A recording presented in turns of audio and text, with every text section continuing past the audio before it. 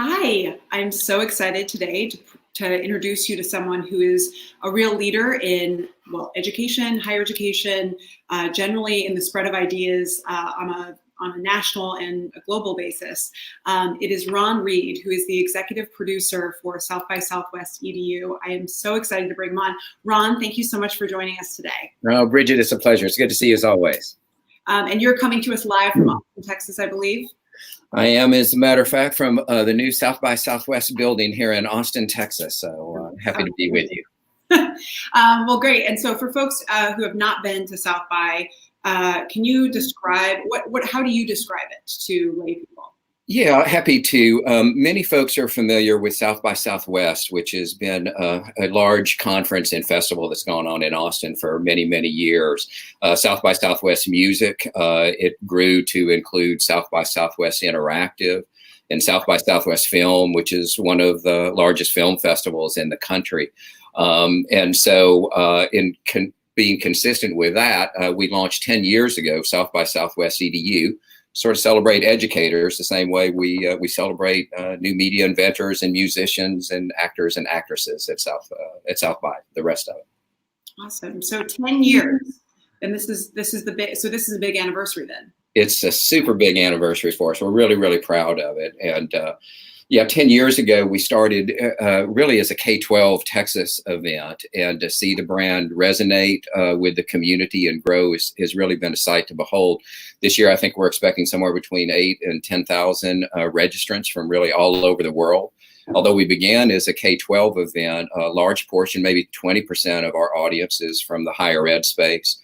Probably another 30% from business and industry, K-12, another 35%, and then foundations and nonprofits make up the rest of the event. So we're really, really pleased with just the eclectic convening that we put together for education. So I was going to ask you how it differs from traditional education conferences, but I feel like part of the answer you just gave, which is that you attract a real cross-section of everyone who possibly touches education. But how else do you perceive it to be different from the traditional conference? Yeah, I think, first of all, on that point, that was real key to, I think, the vision of that we had for EDU and of South by Southwest as well. We sort of envisioned this convergent style convening where you put everybody around the table. Long career in K-12 publishing, I was always taken with just how siloed the environment was. So we worked pretty intentionally to put a diverse community around the table. And I think that's true of what we've done for music and film and for technology as well.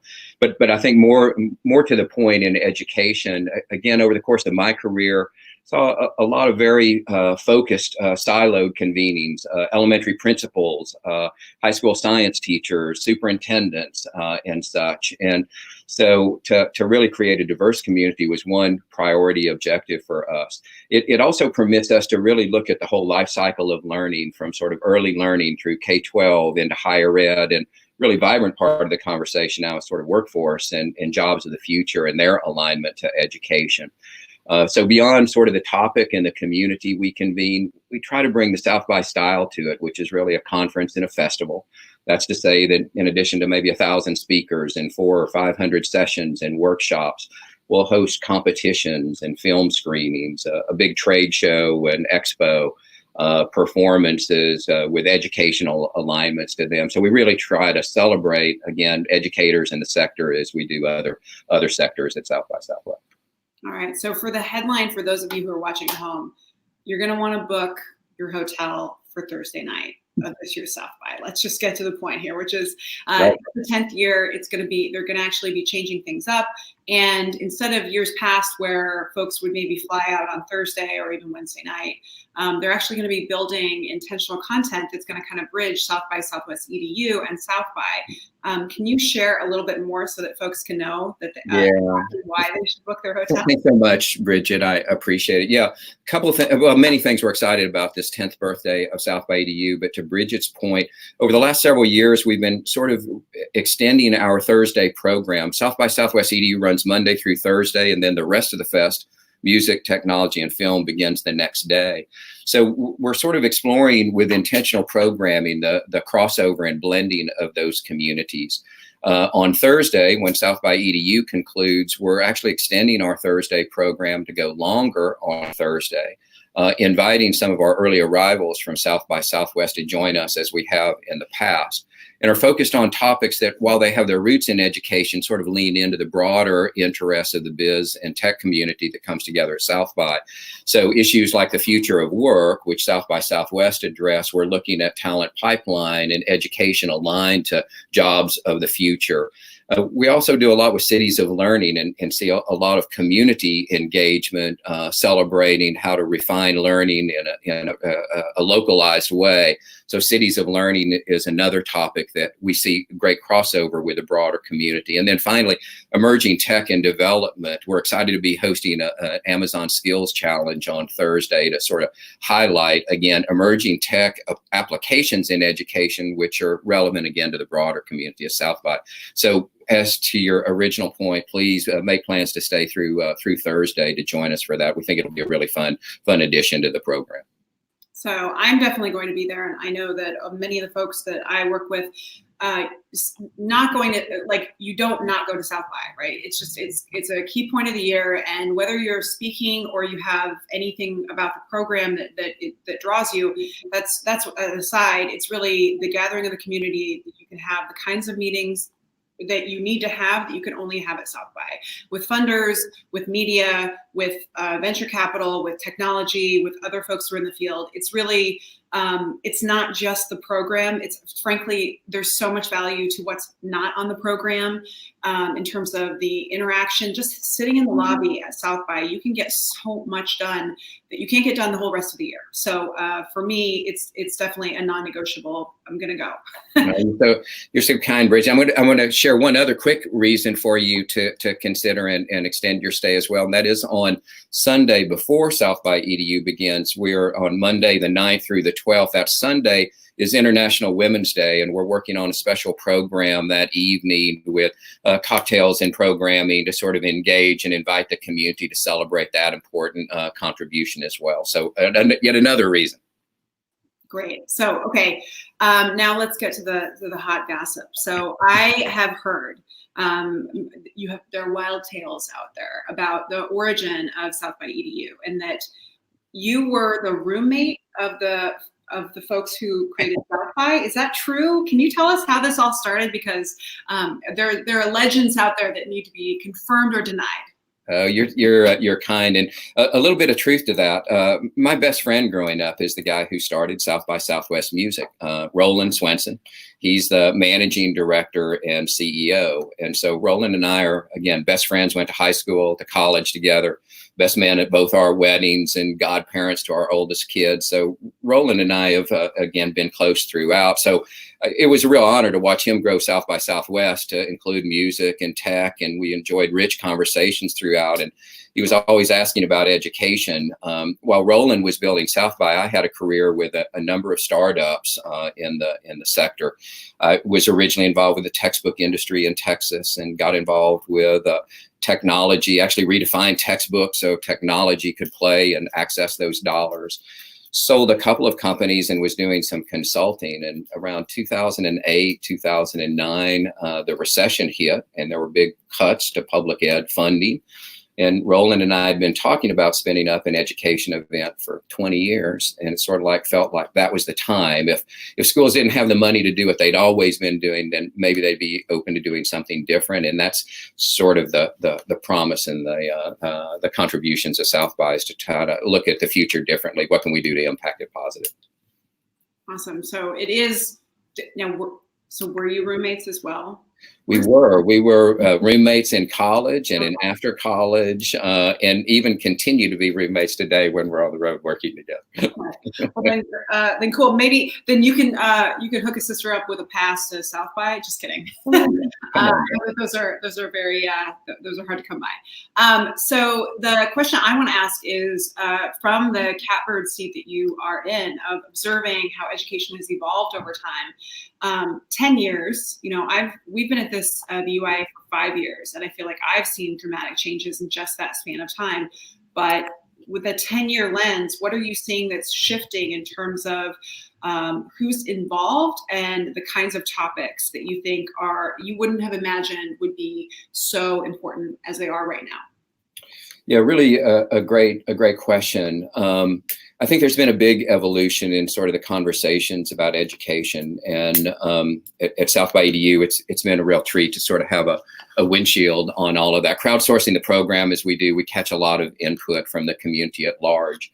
And I've really been reflecting on it a little bit, given the 10 years that we've been doing this. And I've reflected a little bit sort of the impact that we've seen on the consumer in the music and the tech and the film industry. And I think some of that same experience is occurring in education, where we've seen a shift sort of away from the structures and systems of the institutions surrounding education, as we were 10 years ago with Common Core and a host of standards and systemic conversations, inputs in higher ed. And I think are really looking now more at the learner at the center in these conversations. And it's much more a personal conversation, I think, about empowering the learner. Again, when I think about the changes we've seen in other sectors over the last 10, 20, 30 years, this feels somewhat consistent, like a shift at really who's being served by this. So I think to that point, we find equity as a prominent through line in conversations about education, from K-12 and early learning, but certainly into higher education as well. And we're, of course, seeing a huge conversation right now about sort of education and economic development or access, the connection of education to jobs. One of the reasons why we're expanding our Thursday program to blend these communities more broadly. All right, that's super perfect in terms of timeline. And I'm excited because this future of work conversation and connecting skills to workforce and all of that on Thursday is perfectly, I mean, it's squarely down the middle of the conversation really driving higher education, venture capital. It's the most cutting edge conversation right now. And I'm hoping that we can actually, by not just having folks talking on stage, by doing the workshop model or the kind of more interactive experience, that we can actually get to some solutions. Because I feel like every conference I go to, people are they're talking around the edge of this conversation, but it just always feels like talking heads. And it doesn't actually feel like we give ourselves time and space to leverage the wisdom around the table to come up with some actual ideas. It's just more like, from your chair, what do you think? From your chair, what do you think? And then we all give dueling speeches and we go home. So I'm really excited for the possibility of doing some more immersive work on that Thursday afternoon. Yeah, no, really, a really fair point. And you alluded to it earlier as well. We're super proud of the programming that we assemble and produce at the event. But a lot of the energy is brought by the community. I mean, in many ways, the conversation at EDU just represents, I think, a diverse community that's young. They feel empowered. They're optimistic. They believe they can impact the future. And, throwing our arms around that community for these conversations feels really key. We've been trying to do a lot to introduce intimacy to the event, to help folks find their communities at South by EDU. So we try to do a lot with networking. In fact, I think we just confirmed a happy hour for the Thursday program as a means of just getting all these folks together in the same room. But through pop-up dinners and other things, we're really trying to facilitate our communities finding themselves and others and having an opportunity to connect directly above and beyond what's on the program. Love it. And I feel like South by has always had a diversity of formats, and it's one of the places where the rest of conferences in the country, I think, take guidance from South by in terms of the format evolution over time. I know that we curated a selection of 7-minute talks back in, I want to say 2015 or maybe 2016. It was like we were just a baby. We were just barely here. And since that time now, that has proliferated all throughout the sector as kind of one of the many dominant formats. And I see that plus your 20-minute talks and the variety of speeches and the ways that people can engage with topics is really, I appreciate it, because I feel like, I go to a lot of conferences where I see a lot of panels. I see a lot of manels. I appreciate the commitment to diverse representation. And I also see just kind of a lot of repeated formula, but it always seems like you're in a very iterative space of trying different things. And that's just, it's nice because it keeps the field kind of moving. It's a really nice reflection on a great team I've got the privilege to work with. They're all much smarter, younger, than I on this, and they think a lot about the experience and different approaches and what's most comfortable for folks. We know folks arrive with a little bit of anxiety because it's a large event, and yet over the course of the days they find their community, they find impact, and they leave with high energy and a desire to return. And of course that makes us all very, very, very proud. Great. Okay, so my last two questions. Number one, everyone deals with tremendous overwhelm in these very busy jobs. Most people can get through their inbox at the end of the day. What helps you feel like every day is a win? Like, do you have any tips, tricks, apps? What's one thing that actually helps you manage a job that changes daily and has really high demand? Great question. And it's very easy for me to get sucked in really deep. And my colleagues know it's not uncommon for me to come in and sort of be in my email and in my inbox and on my computer most of the time. I find it productive, but a little bit isolating. So, I'm a big fan of the cruise and schmooze. I get up, I tend to walk around, just drop in, desk bomb my colleagues, see what they're doing, ask them for questions. We try to keep a light and interactive engagement around, because to your point, it's a pretty intense time. We're shoving around a lot of content. Our goal when we come back from the holiday is to be in full-on production mode. And that means resolving a number of programming elements that we've been working on for some time and having them come together. So there's a real passion and pleasure about what we do, and we can get very heads down, but keeping our eye on the horizon feels like an important thing. Wait, cruise and schmooze is a new word that I'm not familiar with, and desk bomb. So that's two things you've really contributed to the community today for bosses to consider as part of their repertoire instead of a meeting. I'm going to go appreciate it.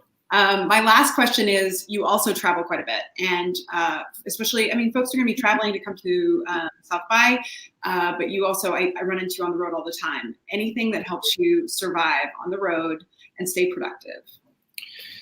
Yeah, again, I guess it's in the theme of trying to find some balance. And what I'll share is I can't even remember the town, Bridget, and I've been to so many cities that I've seen a convention center and a hotel room that I'm embarrassed as I look back on that. And I recall, and I don't know, maybe it was Philadelphia or somewhere, I was at an event. I'd been to the convention center. I was headed to the airport and drove by a guitar store on the other side of the hotel that I thought, son of a gun, if I knew that was there, I would love to have checked it out. So I've kind of made a pledge that when I'm on the road, I make a point to just walk around the hotel and see what's there. I feel like I miss so much of what cities have to offer that to just be aware at least of what's in my environment. I still want to make it back to that guitar store. So that's been something I've done ever since, is just getting out and about, seeing what's in my neighborhood. So I have some center of the universe that I'm occupying at the moment.